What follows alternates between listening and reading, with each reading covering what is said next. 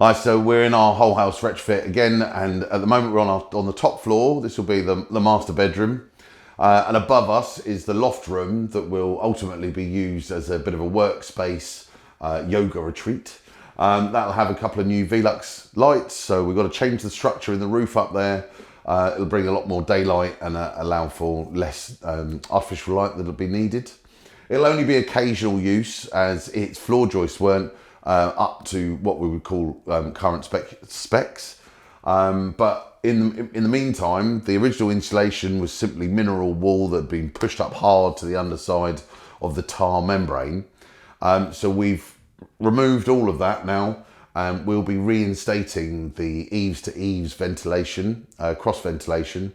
We'll be installing PIR insulation between the rafters, leaving a nice healthy sort of 40 to 50 millimetre gap between the insulation and the membrane, and that will cross ventilate front to rear of the property. And then under that we'll insulate with another layer of insulated plasterboard, so it should take the overall thickness up to about 125, 130 mil in total of PIR insulation, which I believe gets us just bang on the building reg standard for a house of this type, insulating at that level.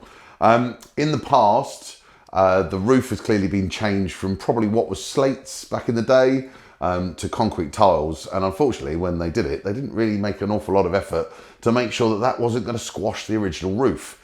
So you might see above us here where the ashlar walls have been sitting on the middle of these roofs, basically been pushing down these rafters here for the last 100 odd years, and as you can see there's quite a curve in them, and I mean from almost 4 inches at one end to 0 at the middle.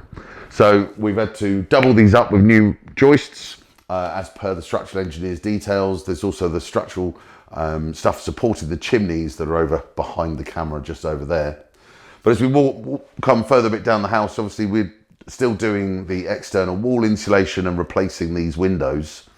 We're still to decide at the moment again about the best way really to resolve the issue with whether the windows should be pushed forward into the line of the insulation or remain as they are to follow the planning regulations of not altering the vista of the front elevation too much. You know, there were a few issues with planning where the original permitted development guidance were told that wouldn't apply, and after some wrangling with the local authority actually discovered it does apply, and they're rewriting it at the moment to make it a bit clearer for everyone in the future.